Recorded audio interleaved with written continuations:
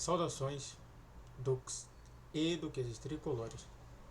Aqui a gente fala Duque Tricolor para mais o que eu não falei do jogo entre Fluminense e Aliança Lima. Pra quem não sabe, esse aqui é um quadro que eu faço no meu canal, pontuando alguns jogadores importantes que aconteceram ali no Fluminense, tá bom? Então, vamos nessa, que vocês querem saber mais sobre isso do que qualquer outra coisa. E também, YouTube Live, todos os dias, sexta-feira, às 7 horas da noite, tá bom? Vou colocar às 7 horas. Então, vamos nessa, que a gente vai falar mais sobre isso. Bom, eu queria falar primeiramente sobre a nossa dupla de zaga, Martinelli e Felipe Melo. Novamente a gente teve aquela mesma concepção que a gente continua tendo aqui nesse canal, que é justamente sobre que Felipe Melo é um ótimo zagueiro. Diversas vezes a gente podia ter tomado o gol, mas não tomamos por conta dele. E de fato hoje ele é o melhor zagueiro que a gente tem ali. Enquanto isso, o próprio Martinelli não consegue desempenhar o mesmo papel do que o André. Aliás, isso daí é interessante, né? Porque o Felipe Melo, ele deu já a dica justamente pro Martinelli, que é, você tem que entender que você é mais fraco, então você tem que fazer o quê? Se antecipar esses problemas da sua fraqueza. Não é à toa que sempre o Felipe Melo, mesmo com pouca velocidade, consegue chegar em cima do cara. Por quê? Porque ele já está antecipado em cima do cara. Ele já sabe justamente o que vai acontecer, então é importante a gente ver isso.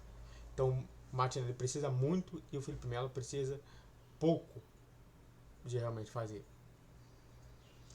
Uma outra pontuação também é falar sobre os extremos, né? Que eles chamam de extremos, que é justamente João Arias e Keno, que particularmente eu não gostei muito.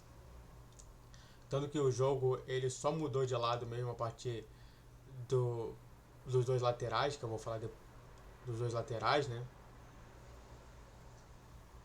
Que vieram ali, né? O Guga e o Marquinhos depois, mas eu vou falar isso depois. Mas é importante falar, não jogaram bem, não jogaram o esperado que a gente estava realmente ali vendo. Estavam muito ali presos justamente naquelas pontas, né? Como que o Fluminense já fez diversas vezes isso. Isso é importante falar. E realmente precisa fazer alguma coisa, né? Não, eu acho que esse modelo que é muito de fazer os dois pontos virarem fixos não está indo muito bem. E isso daí seria importante para o Diniz rever justamente esse tipo de situação. E também, como eu falei dos laterais, né? Mas os laterais direitos, né? Que o lateral esquerdo era o Marcelo, que eu já tinha falado. Realmente, Guga, quando precisou, teve lá.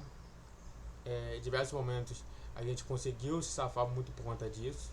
Quando a gente precisava ganhar esse jogo, a gente trocou o Guga e colocou o Marquinhos ali no lado, que a gente conseguiu mais velocidade, a gente conseguiu mais ofensividade. E de fato, o Marquinhos novamente mostra-se como um jogador voluntarioso e que pode ajudar o Fluminense muito no futuro. Então, os dois tiveram uma situação, né? Enquanto o Guga era muito mais para defesa, o Marquinhos se tornou mais ofensivo sobre isso tudo. Isso é muito importante para o Fluminense ter essa variação, né? Antes de falar mais sobre os outros jogadores, se inscreva no canal, faça o trilho para você que é curte, comente e compartilhe. Redes sociais de inscrição de vídeo todos os dias 10, 12 e 20 horas. Pix na tela e vamos continuar falando mais sobre o Fluminense. Bom, outro tipo de situação é Ganso e Renato Augusto. Eu falei para vocês que inicialmente eu colocaria os dois para jogar em todos os jogos e novamente isso daí se tornou um acerto meu. A gente viu, por exemplo, nesse jogo contra o Alianza Lima como os dois foram importantes nesse momento, né? Eles entraram e o jogo mudou completamente para o Fluminense. O Fluminense conseguiu ter mais amplitude, conseguiu somente mais armar o jogo. O Ganso, que tinha que ficar toda hora ali, sempre armando o jogo, quando entrou o Renato Augusto, ele pôde fazer essas trocas. O Renato Augusto às vezes ficava ali como segundo volante e o Ganso como segundo atacante. Às vezes o Ganso ficava como segundo volante e o Renato Augusto ficava como segundo atacante. Então foi interessante isso. Eu falei para vocês que na minha concepção, ainda mais da forma que todos os times veriam, seria justamente essa forma mais defensiva, de explorando o contra-ataque, como que a gente sofreu justamente nisso tudo. Então, novamente, foi mais um acerto meu. De ver justamente essa potencial situação acontecendo, né? A gente viu como melhorou. A gente viu como que se acertou o time. A gente viu que não precisava ter tanta função defensiva assim. E, aliás, era justamente isso, né? Os gols que a gente tomou foi completamente falta de concentração e não falta de defensor. Isso é bem importante falar, pontuar também sobre isso. Também eu quero falar sobre dois jogadores também. Eu normalmente falo sempre do Fábio, mas eu quero falar do Fábio e do Germancano. Eu poderia falar também do John Kennedy, mas eu vou colocar o John Kennedy para escanteio hoje, para falar sobre esses dois, né? Primeiro, o Fábio, que está indo muito bem, novamente, nenhum dos dois gols foi culpa realmente do Fábio.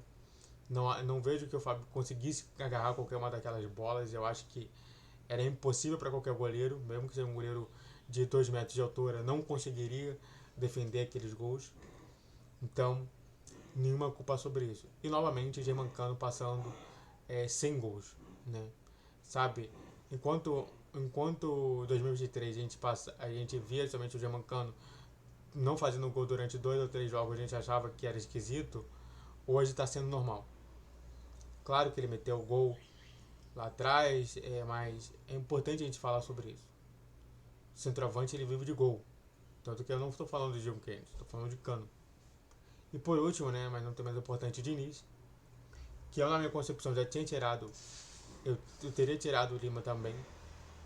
Eu não teria tirado o Keno, eu não teria colocado o Douglas Costa, eu tiraria o Lima e colocaria um jogador também mais defensivo também, colocaria ali, né, chegando ali a Vitória, né, quando cheguei a Vitória, ele substituiu, colocou o Douglas Costa no lugar do Keno, mas eu não teria feito isso.